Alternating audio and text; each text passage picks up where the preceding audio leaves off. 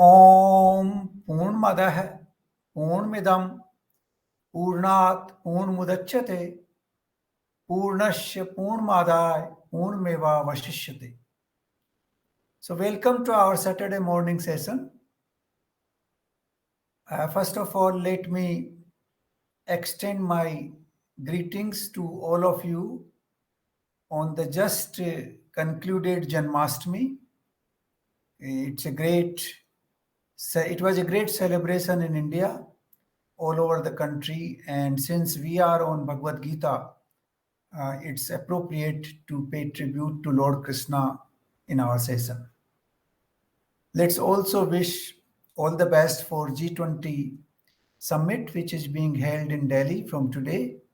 Let's hope that everything will be concluded very smoothly and very productively.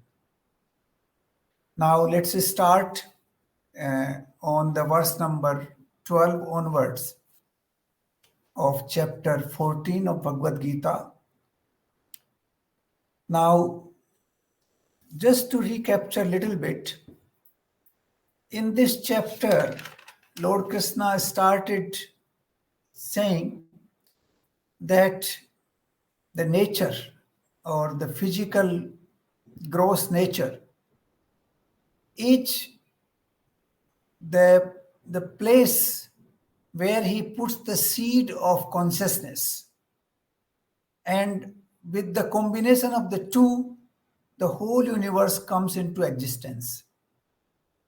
So the nature is the seed receiving yoni, and consciousness is the father which provides the vitality to bring this universe into existence. And then this universe is generally governed by three gunas, or three attributes of nature. That is the Sat, Raj, and Tam. These are primary qualities of the nature, and these qualities bind us with this universe. They bring us into form. They give us the name and form, and that is where the whole world starts acting or working. So the beginning of the universe has been explained in the first few verses here, and then he continues to explain how these qualities of the three attributes impact on humanity. So in verse number 11, he said, which we have covered in our last session, but let's recapture this little bit. He said, जिस समय इस देह में तथा अंतःकरण और इंद्रियों में चेतना और विवेक शक्ति उत्पन्न होती है, उस समय ऐसा जानना कि सत्व गुण का प्रभाव बढ़ रहा है. Now these are very vital symbols, very vital symptoms which he has told us.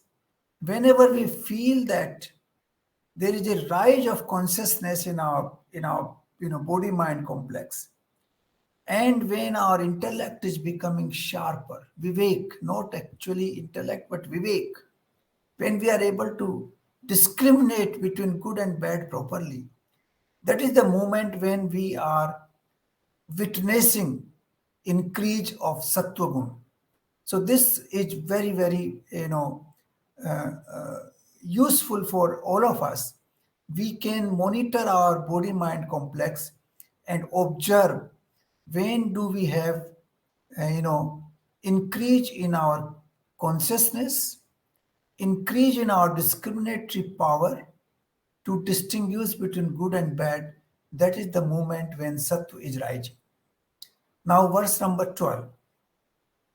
हे अर्जुन, रजोगुण के बढ़ने पर लोभ, प्रवृत्ति और स्वार्थ बुद्धि से कर्मों का सकाम भाव से आरंभ, अशांति और विषय भोगों की लालसा, ये सब उत्पन्न होते हैं.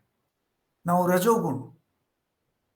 Rajoguna is the passion, is the propelling force which takes us to do more and more and more. Now, when we are doing more and more, why should it lead to ashanti? Why should it lead to distress? This is something amazing. Because when the Rajogun increases, our activities multiply.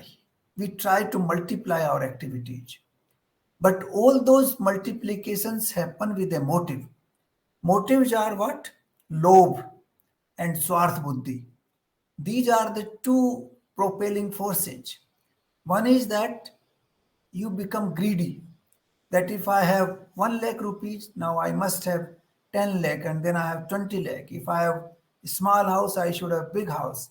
If I have a small car, I should have big car. If I can travel only in my city, now I should be able to travel around India and then I should be able to travel around the world. So that greediness, that actually becomes a sort of, tendency. And that is what he says, Lobh Pravarti Swarth Buddhi. And all the activities are done with the motive of selfishness. Now, these are the reasons why this increase in activities, whatever field it may be. Primarily, this increase happens in three principal areas. One is the area of money and prosperity. Second is the area of power. And third is the area of prestige and social recognition. These three motives drive us towards more and more activities. Some people become philanthropic in the name, but they are also driven by what we call selfishness because they want to acquire social status and prestige. They want people to tell them that you are doing great thing. Now that tendency, even if you are doing philanthropic activities, is actually driven by Rajogun, not by Satgun. So we have to understand the motive behind the activities we are pursuing. If we are pursuing activities because of greed and because of selfishness, then that is driven by Rajogun. But if we are doing activities for the welfare of others without being selfish, without being driven by selfishness, then yes, you are driven by Satgun, not by Rajogun. So that is the distinction between the two here. Then what happens? It gives you ashanti, it gives you distress, it gives you, the peace is far, far away when you have Rajogun predominantly in you. I have seen, actually, I have met some of the richest persons in the world. And I also met some of the most powerful individuals in the world. And I can tell you on the basis of my personal experience that most of those people I have met in both the categories are restless. They are looking for peace. In fact, you meet or you listen to Osho's, speeches as well. He has also mentioned in his speeches that lot of well-placed people come and see him, and they are looking for peace. They are absolutely under a state of distress and they're looking for peace. I know many people whom I have personally met. They have tremendous amount of wealth, runs into millions and billions of dollars. They have great prestige in the society because their activities have driven them in such a way that there are big following of fans. And of course, they have power because of all that. But they are still very restless, very disturbed. They are not able to sleep in the night. They have to consume a lot of alcohol to sleep. Some of them use drugs to sleep. Some of them even take injections to sleep. Now that is happening because of these two things, that is greed and selfishness. If these two things are driving your rajogun, your activities, then this is bound to happen. So this is what Lord Krishna has said here. This is absolutely a very good, verse for those who want to analyze their own self. When you are driven by these things, that is selfishness and greed, and you are engaged in a lot of activities, it means the Rajogun is dominant, and you can actually regulate it by meditating over it, by thinking about it, and recalculating or re-regulating your behavior. So this is very important for all those who want to do sadhana. Then verse number 13.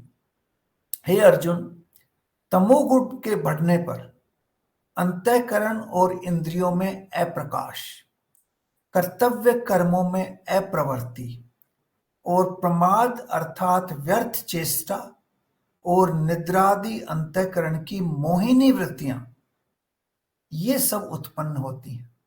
Now this is another very fascinating, phrase, fascinating verse, which tells us all these symptoms of a person who is driven by tamogun.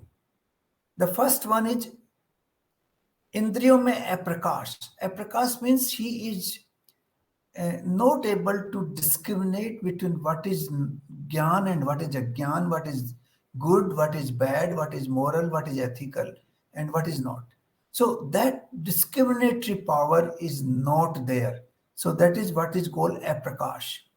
Because when the sunlight comes, we are able to discriminate or distinguish what is a building, where is a tree, where is the road, where is the city.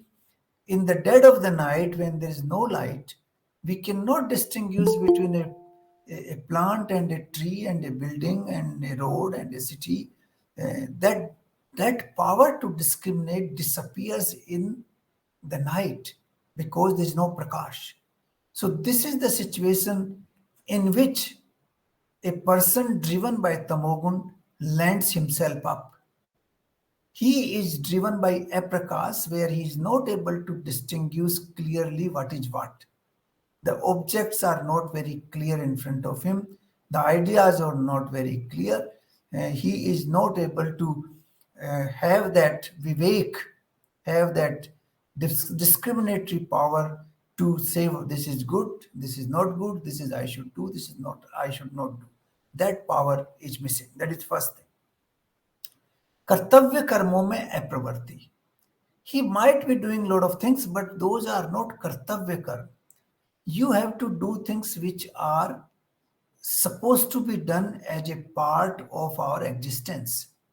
As a part of our existence as human being, we are supposed to do certain things. For example, we are supposed to protect the environment. We are supposed to respect the elders. We are supposed to respect the women. We are supposed to protect the children.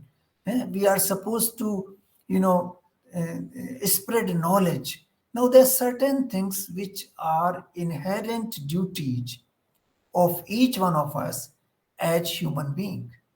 And those duties, in case the tamogun becomes predominant, then you are not able to realize those duties and you are not driven by those duties. You may be doing other things, but not the right action which you are supposed to do. So that is kartavya karmo mein apravarti, means then you are not inclined to do the things which you should be doing. This is very, very important. Then pramad. Now pramad is the one where you do things without thinking about them, without realizing the consequences, without knowing whether it is good to do or bad to do. These things you are doing just out of your ego. Ego is propelling you to do certain things without any realization of good or bad. So that is what pramad is all about. So then you have aprakash, you have kartavya karmo mein apravarti, and you have pramad. These three things you have. And then mohini vrittiyan. What is mohini? Mohini is a very special word. Mohini basically means that you are under spell. You are doing things because something is pervading your personality and you are completely under the spell of that thing.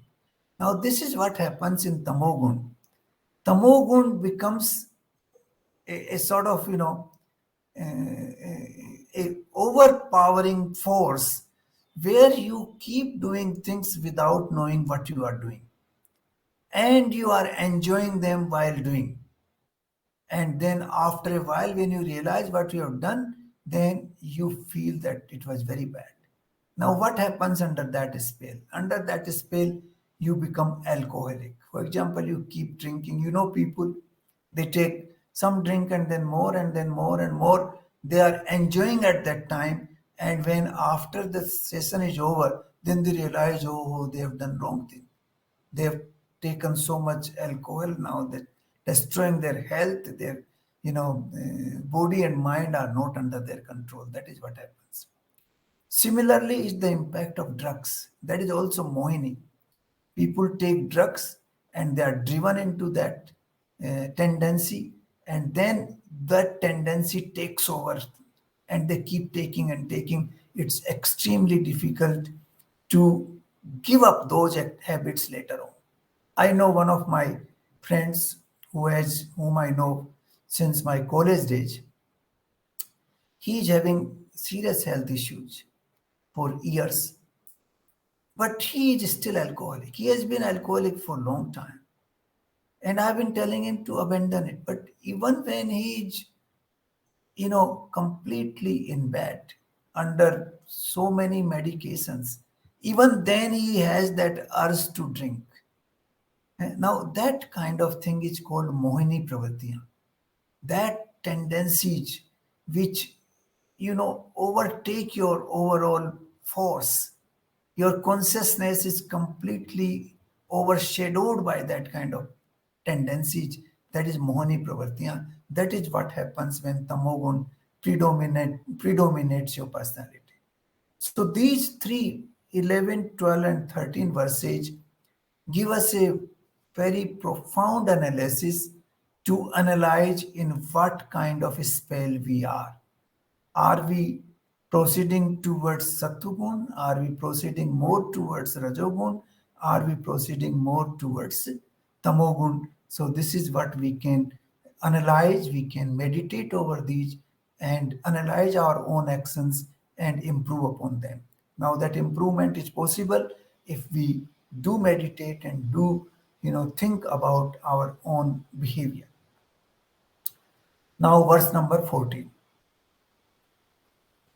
जब यह मनुष्य सत्व गुण की वृद्धि में मृत्यु को प्राप्त होता है, तब तो उत्तम कर्म करने वालों के निर्मल दिव्य स्वर्गादि लोगों को प्राप्त होता है. Now these two verses here, let us take them collectively. Verse number 15. रजोगुण के बढ़ने पर मृत्यु को प्राप्त कर्मों की आसक्ति वाले पुरुषों में उत्पन्न होता है, तथा तमोगुण के बढ़ने पर मनुष्य मूढ़ योनियों में उत्पन्न होता है. Now, if you look at the Sanskrit verse, here, Sattvagun, when you are proceeding towards Sattvagun, then when your Vivek is increasing, when your discriminatory power is increasing, and when you have more consciousness, you feel consciousness in your actions and in your body, at that time you are rising. Now the words here have been used lokan, that urdgati, adhogati, and madhyam gati. Now these have been interpreted by different people in different ways. I don't want to go into that because some people interpret urdgati to swarg, some people interpret adhogati to the species, like animal species, that you are born in animal species. But I don't want to go into that debate because Lord Krishna has not used those words. He has used, the words are very clear, that you grow high when you die in the state when your sattva gun is on the increase. When your sattva gun is on the increase, it means you are rising upwards. Now, rising upwards also could mean that you are becoming wiser, your thinking process is better, your discriminatory power is better.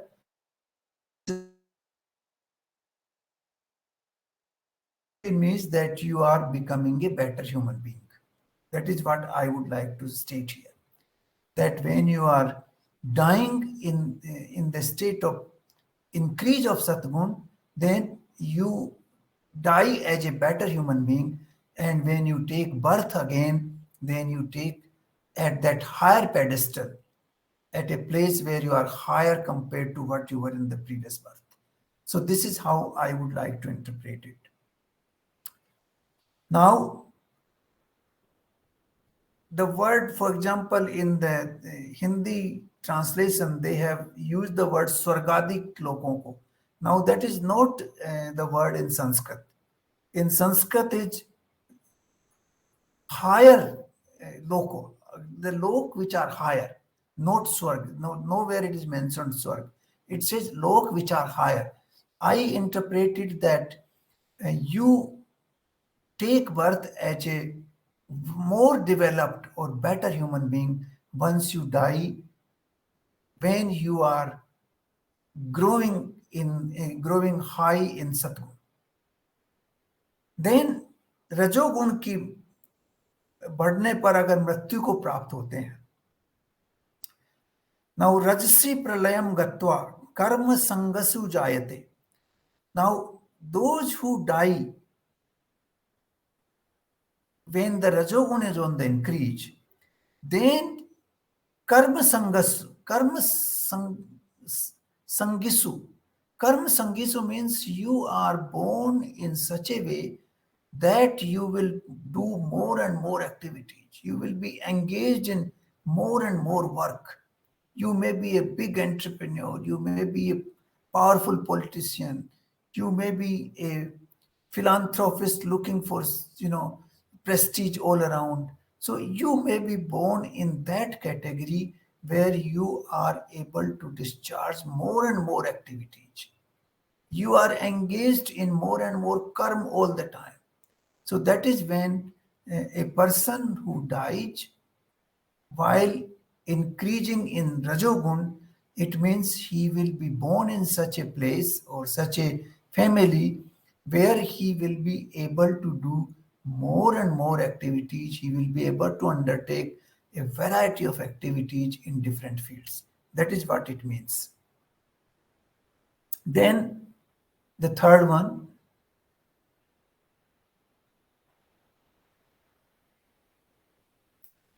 when a person dies, when his tamogun is on the increase, then what happens?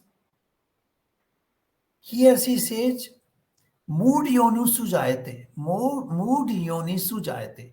Now, mood yoni means that your discriminatory power is not enough. Your intellectual is poor.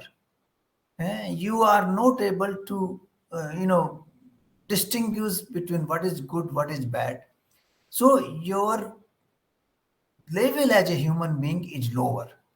So whether it is reference to a new species which is lower, like insects and animals, or whether it is only referring to a human being which is not so well developed, not so well refined, not so wise. Now that I leave it to you. I think Lord Krishna has not used the word that he is born as an insect or as a animal or in some other species of life. He simply say, mood yonisu jayate. Now we can interpret it that even the human beings can be very moved. I know a lot of people who are so unwise, who cannot distinguish what is good in their own interest. They cannot distinguish what is good for them, what is not good for them. Eh? So, in fact, sometimes human behavior is worse than the behavior of an animal. not only sometimes, many a times, we can descend to a very despicable behavior. A animal's behavior is predictable and it is governed by his nature. He cannot descend low, he cannot rise up. But a human being has the capability to rise very high and to descend very low.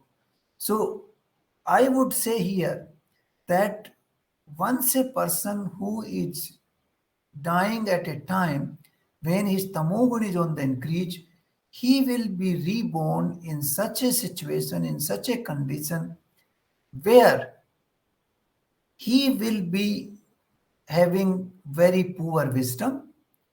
He will be driven by aprakash, that is, he will not have enough discriminatory power.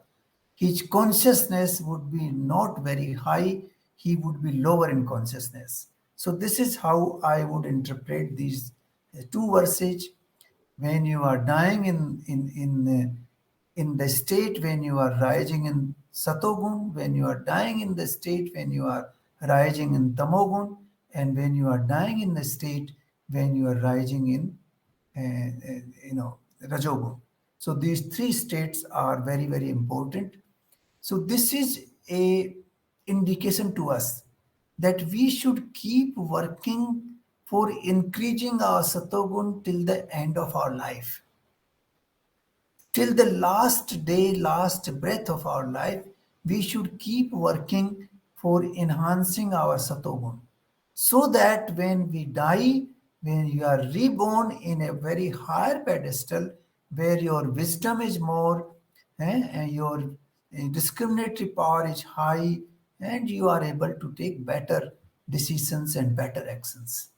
So this is what he wants to tell us here, that keep working throughout your life for increase in Satogun, so that when you die in a very good position and you are reborn in a very higher pedestal. So this is what these two verses are. Now verse number 60.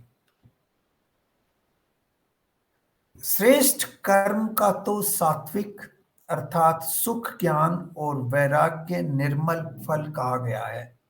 श्रेष्ठ कर्म का सात्विक, राजस कर्म का फल दुख और तामस कर्म का फल अज्ञान कहा गया है।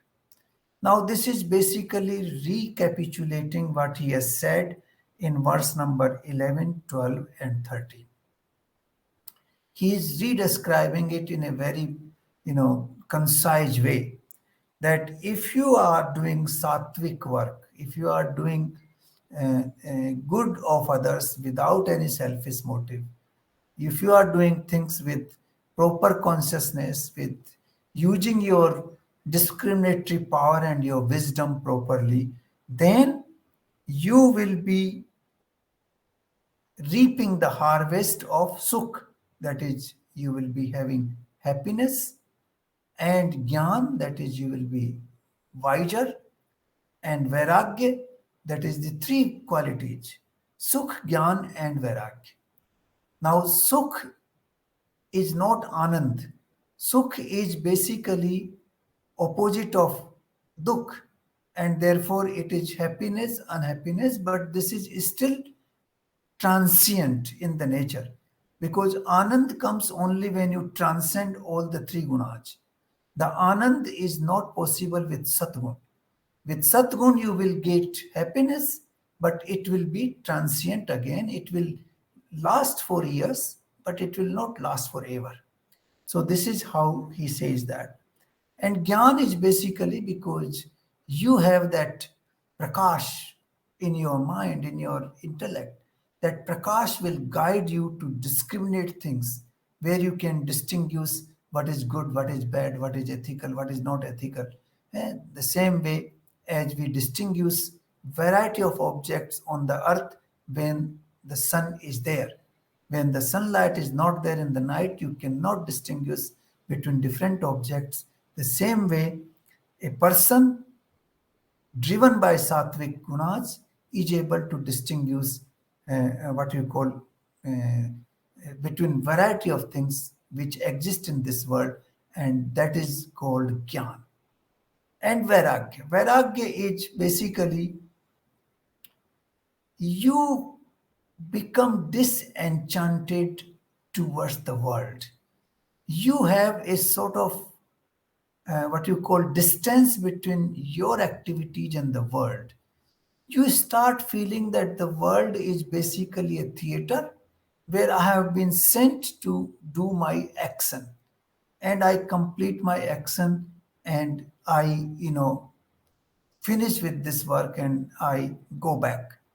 So that kind of thinking starts happening when you are acting with Satogun, that you don't remain enchanted or don't remain attached to the world. The attachment starts loosening. You develop a distance between yourself and the activities of the world. While you are doing everything, you remain detached. So, this is what Vairagya is. So, these three qualities, Sukh, Gyan, and Vairagya, they come from Satogun. Satogun actually promotes these three activities in every human being. Then Rajogun promotes Dukh. Now, this is very strange. Why Dukh? Because when you are working so hard, you should acquire happiness, but that doesn't happen. Because you are driven by greed and you are driven by selfishness, and your desires are growing in geometric progression one after another, and therefore you can never be happy. If you have 1 lakh rupees today, you have 10 lakh tomorrow, and if you have 1 crore the day after, and if you have 10 crore the next day, and 100 crore the next day, even then you will not be happy, because your desires will continue to grow in geometric progression, and you become madly engaged in that process. It's a madness which keeps you engaged in that process, and that is why you remain all the time unhappy. The end result is unhappiness. As I mentioned to you, I have met many people who have fame, you have money, they have prestige, and they are all the time unhappy in their life. Some of them have even committed suicide. And many of the actors in Hollywood, many of the great singers in the world, many of the actors in Bollywood also, they have committed suicide despite all the wealth, all the prestige, and all the power they enjoyed in the world, because they were driven by greed, they were driven by selfishness, which are uh, interminable, which cannot find an end. They are infinite, and they keep giving birth to new desires, and that process continues, which gives birth to unhappiness constantly. So that is why the rajogun ultimately leads to dukh, ultimately leads to unhappiness. And tamas कर्म का फल अज्ञान कहा गया है. Now that is very clear. Tamas also means tam, that is, tam means andhakar, tam means darkness. That the literary meaning of this word is also the same thing, that you are, your mind is clouded, your intellect is clouded, you are not able to see clearly, and therefore your personality and your action are not driven by anything good. They are driven by what you call a sort of enchanting activity, the mohini pravartiyan, the pravartiyan which are driving you in a particular direction. And those pravartis are basically like a person who is intoxicated in one way or the other. That kind of activity happen in the life of a person who is primarily driven by tamogun. So these are very, very useful verses, verse number 11 to 16, which give us tremendous knowledge how to analyze our own self, and how to change our own conduct and behavior, how to make it urdhgami, how to make it sattvic, how to make it discriminatory and full of consciousness. Now, little more emphasis on this. Lord Krishna is giving very good emphasis on these three gunas, because this is very good for every human being to make some improvement in himself or herself. Now 17, सत्व गुण से ज्ञान उत्पन्न होता है, रजोगुण से निसंदेह लोभ, और तमोगुण से प्रमाद और मोह उत्पन्न होते हैं, और अज्ञान भी होता है. Now this is like a good teacher. A good teacher all the time repeat the things which are very critical, which are very significant for ordinary human being to learn. So this is how Lord Krishna is repeating these things. He did that in 11, 12 and 13 verses. He did that in 16, and now he's again repeating that in 17. It means these are very, very important, elements of knowledge. If we want to, enhance our knowledge, these verses are extremely important. So he says, सत्व गुण से ज्ञान उत्पन्न होता है. Obviously, when you have prakash, when you have enlightenment in your own mind and body and intellect, obviously you will be wiser, you will have better knowledge, you have better discriminatory power. Rajogun se lobh. Now this is both way. Lobh also drives towards rajogun, and rajogun also drives towards lobh. Lobh is basically greed. That rajogun drives you towards more and more greed. I can tell you some stories. I'm sure all of you have experienced that in life. I meet many people, in my day-to-day activities.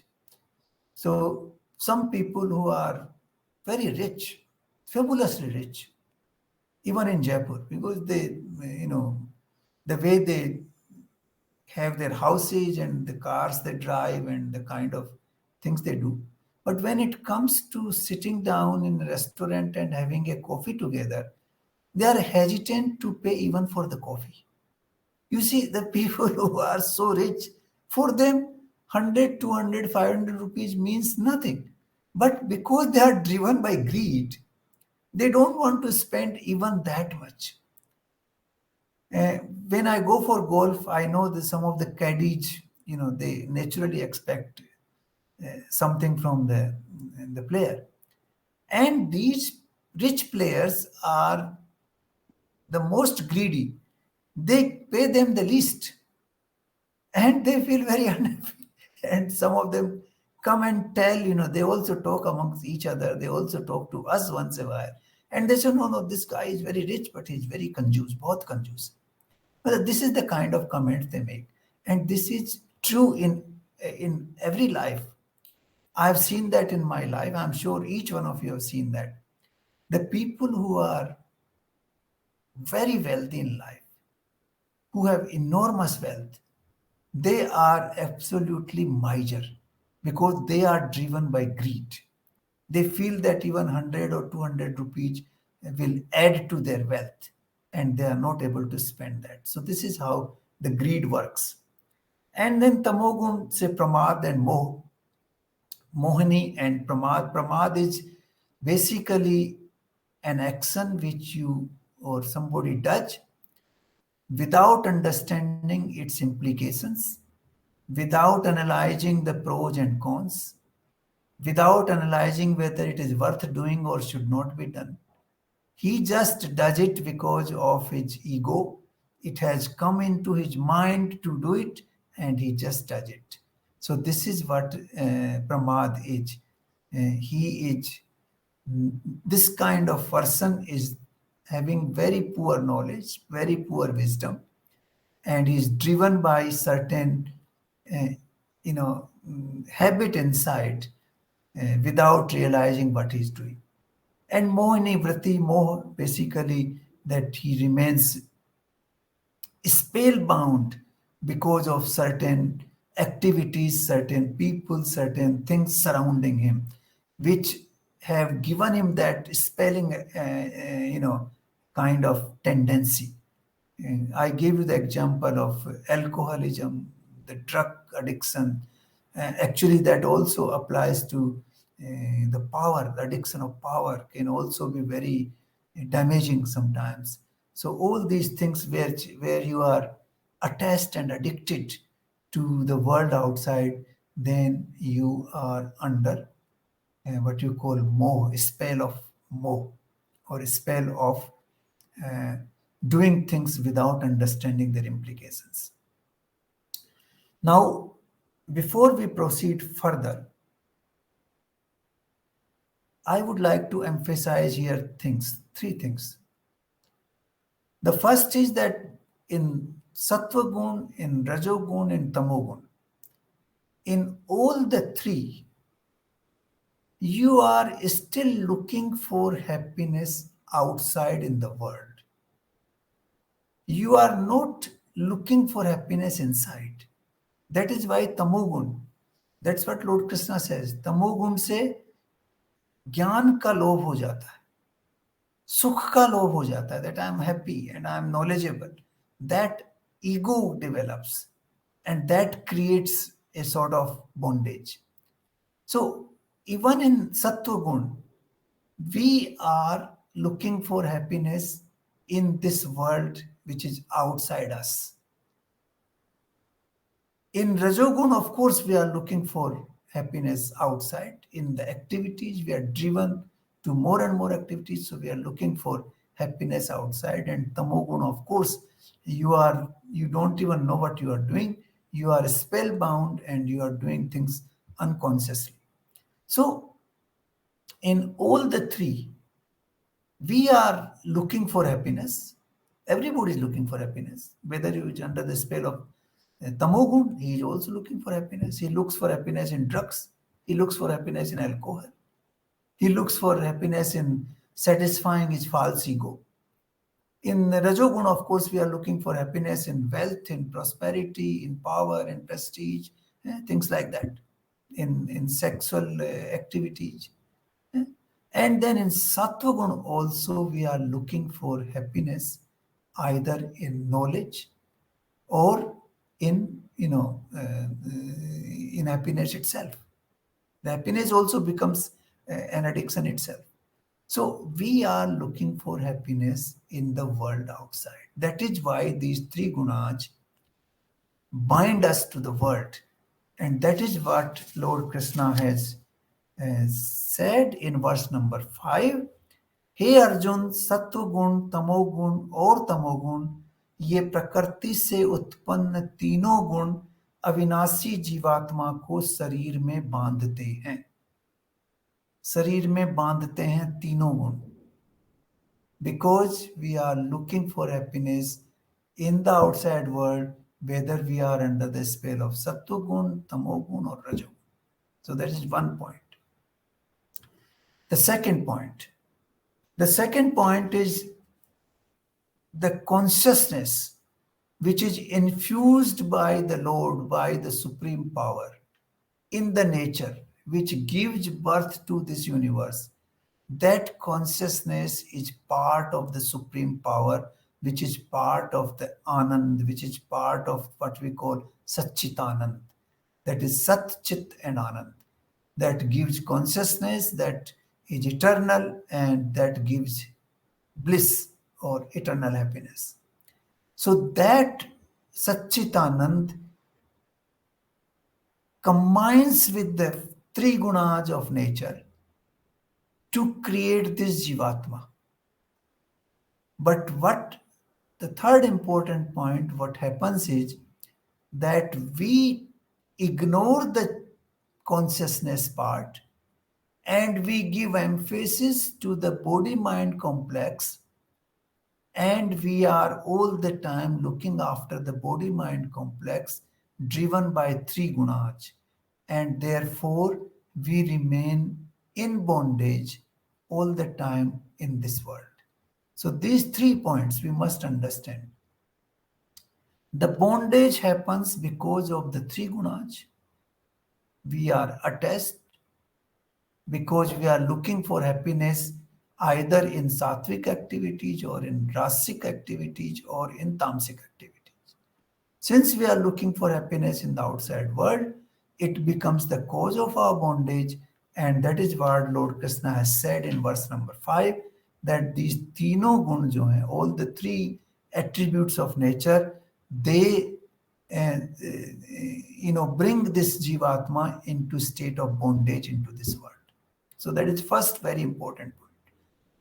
Second, the distinction between consciousness and nature, the three gunas of the nature are infused with the consciousness to bring birth to this world. That is what he said. प्रकृति सब भूतों की योनि है और मैं उनमें चैतन्य रूप शक्ति को स्थापित करता हूं जिससे जड़ चेतन की संधि के वजह से संसार जन्म लेता है. Now that is what he has said in verse number 3 and 4. So in this sense, we must try to distinguish the three attributes of nature and the consciousness. The consciousness is part of the Satchitanand, and the three gunas is part of the physical nature, and we should not remain completely attached only to the three gunas, only to the nature. The reason is because our body-mind complex is infused with consciousness and the three gunas together, and they work together, and therefore we identify our consciousness with the functioning of the three gunas, and that is where the theory of identifications comes into play, that the consciousness is identified as the functioning of the body-mind complex. That is where we do the second mistake. And the third one is, of course, we can try and understand the functioning of these three gunas as stated from verse number 11 right up to 17. We can identify the functioning of these three gunas in our own self and decide which one is dominating. We can feel that domination if we do a proper analysis, and that domination can help us in regulating the three gunas in our system. Everybody has three gunas. You can only reduce their intensity through your active help, your active, thought process and changing your activities. So I think the modification of our actions is possible through meditation on the functioning of the three gunas, which have been described very vividly, very clearly between verse number 11 and 17. So if we follow these three, steps, I think we can slowly move towards sattvic tendencies, and then of course we can transcend them slowly over time. But that part we will discuss later on. So thank you very much for your presence. If you have any queries,